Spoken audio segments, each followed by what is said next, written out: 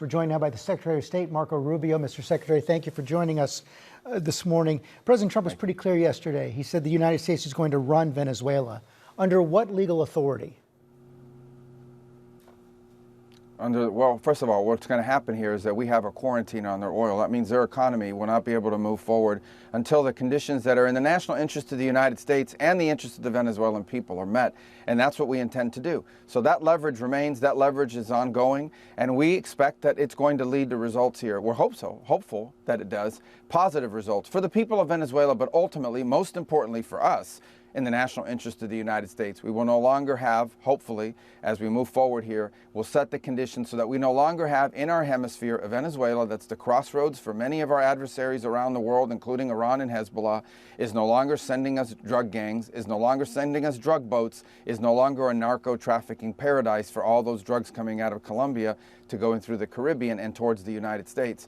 And obviously, we want a better future for the people of Venezuela. We want them to have an oil industry where the wealth goes to the people, not to a handful of corrupt individuals and stolen by, pirates all over the world. That's what we're working towards, and we intend to use the leverage we have to help achieve that. Let me ask the question again. What is the legal authority for the United States to be running Venezuela? Well, I explained to you what our goals are and how we're going to use the leverage to make it happen. As far as what our legal authority is on the quarantine, I'm very simple. We have court orders. These are sanctioned boats, and we get orders from courts to go after and seize these sanctions. So I don't know, is a court not a legal authority? So is the United States running Venezuela right now? Well, I've explained once again, I'll do it one more time. What we are running is the direction that this is going to moving forward. And that is, we have leverage. This leverage we are using and we intend to use. We started using already. You can see where they are running out of storage capacity. In a few weeks, they're going to have to start pumping oil unless they make changes. And that leverage that we have with the armada of boats that are currently positioned allow us to seize any sanctioned boats coming into or out of Venezuela, loaded with oil or on its way in to pick up oil, and we can pick and choose which ones we go after. We have court orders for each one. That will continue to be in place until the people who have control over the levers of power in that country make changes that are not just in the interest of the people of Venezuela, but are in the interest of the United States and the things that we care about. That's what we intend to do. The legal authority is the court orders that we have. When the president was asked yesterday who will be running Venezuela, he said it was you, he said it was the defense secretary, he said it was the chairman of the Joint Chiefs of Staff. Are you running Venezuela right now? George, I've explained again that the leverage that we have here is the leverage of the quarantine. So that is a Department of War operation, conducting, in some cases, law enforcement functions with the Coast Guard on the seizure of these boats. I'm obviously very intricately involved in these policies. And by the way, very intricately involved in moving forward and what we hope to see some of these changes being addressed.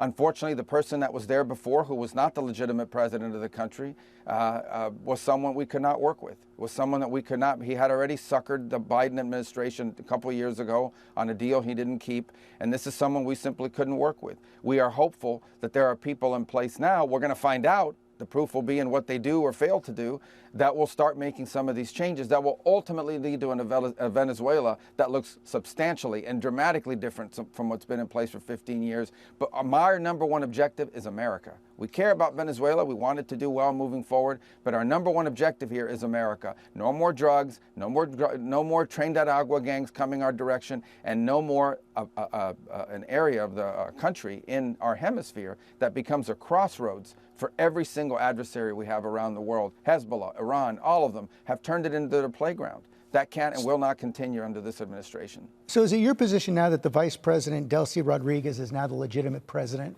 of Venezuela? Well, this is not about the legitimate president. We don't believe that this regime in place is legitimate via an election, and that's not just us. It's 60-something countries around the world that have taken that view as well, including the European Union. But we understand that there are people in Venezuela today who are the ones that can actually make changes. So, for example, when we want to send in the migrant flights, even though we never recognized the Maduro regime as legitimate, we had to deal with the authorities that controlled the airport. We had to deal with the people who had guns and the people who had control of the airports. We had to deal with them to achieve these objectives. That's different from recognizing their legitimacy. Ultimately, legitimacy for their system of government will come about through a period of transition and real elections, which they have not had. And by the way, it's the reason why Maduro is not just an indicted drug trafficker. He's illegitimate president. He was not the head of state. And I continue to see these media reports referring to him as President Maduro and the head of state. He was not the head of state. He was not the head. And it's not just us saying it. The Biden administration said it. And so did 60-something countries around the world hold that position. The president said that you spoke with the Vice President Rodriguez and that she promised to do whatever the United States needs. But in her televised statement, she was pretty defiant, saying that Maduro is still president and that the Venezuelan people will no longer be slaves or the colony of an empire. That's a quote. What exactly did she say to you, and what comes next? Well, we're not going to judge moving forward based simply on what's said in press conferences. We want to see action here at the end of the day. Rhetoric is one thing. You see rhetoric for a lot of different reasons. There's a lot of different reasons why people go on TV and say certain things in these countries, especially 15 hours or 12 hours after the person who used to be in charge of the regime is now in handcuffs and on his way to New York. So what I will say is moving forward, it's very simple. We're not going to be reactive here to statements at press conferences or what people say in a certain interview or what some media post somewhere. What we are going to react to is very simple. What do you do? Not what you're saying publicly. What happens? What happens next? Do the drugs stop coming? Are the changes made? Is Iran expelled? Is Hezbollah no longer able and Iran no longer able to operate against our interests from Venezuela? Does the migration pattern stop? The drug trafficking boats end? Do you deal with the ELN and the FARC, two narco-terrorist organizations who control territory and operate with impunity from the territory of Venezuela against the interests of Colombia and the United States? These are the things we want addressed. If they are addressed, that's how we'll judge it. If they're not addressed, that's how we'll judge it.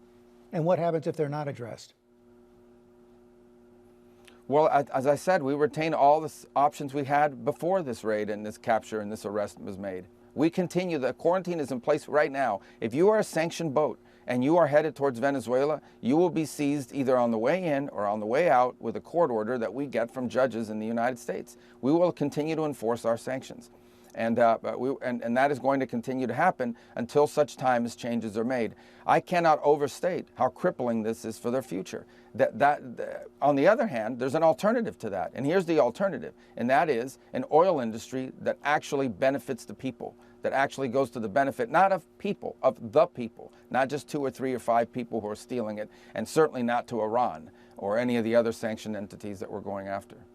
But how does the United States intend to secure the oil fields? Won't that take U.S. troops?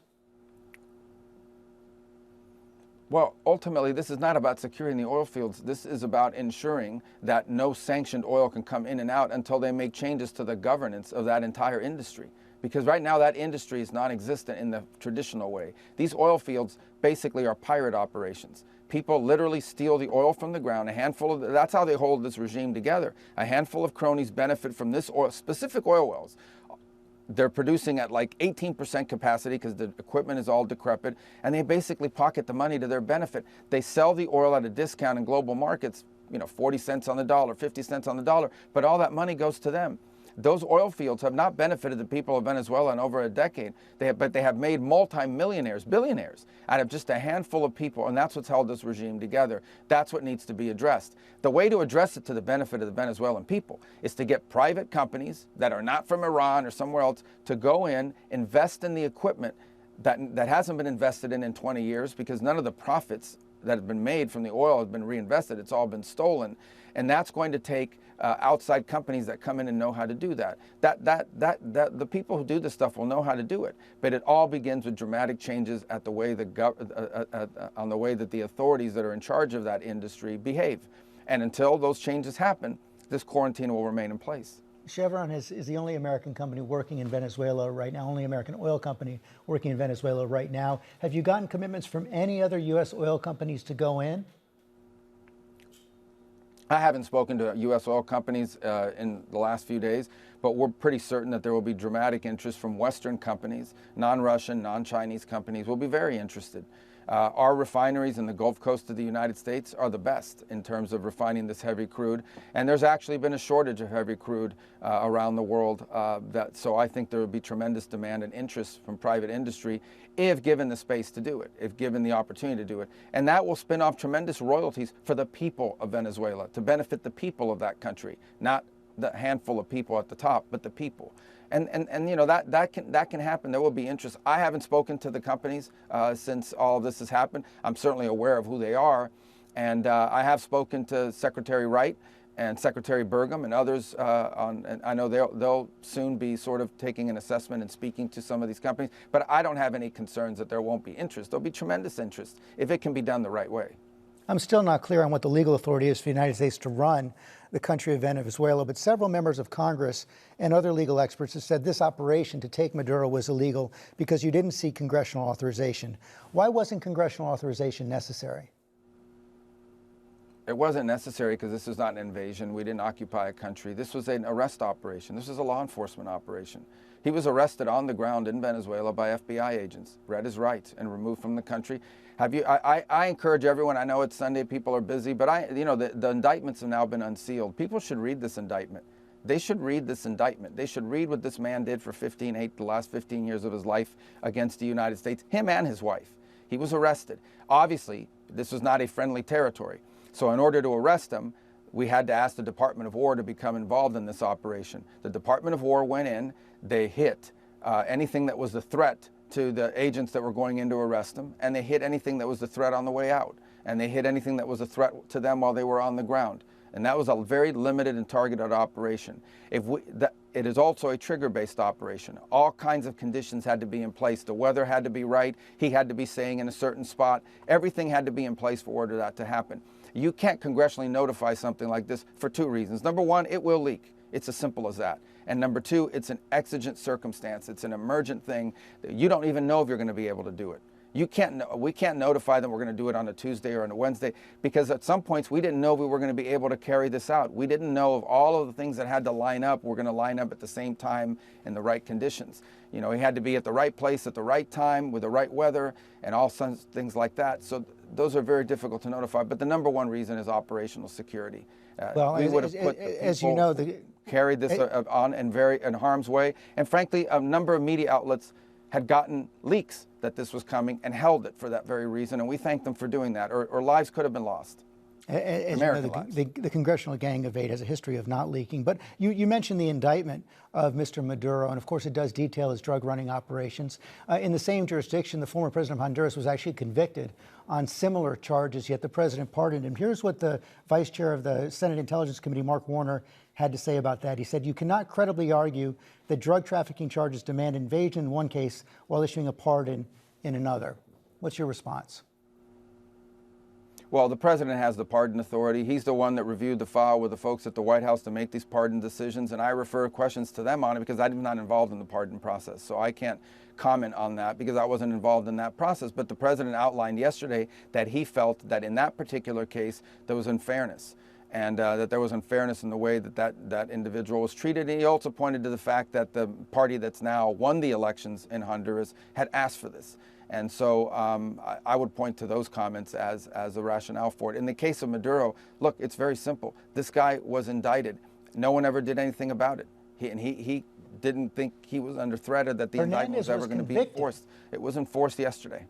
Hernandez was convicted by a jury. I understand. You're asking me, the pardon authority is something that, I'm not involved in my role. I'm not criticizing it. I can't just comment on it because I just wasn't involved in those deliberations. Do you support it?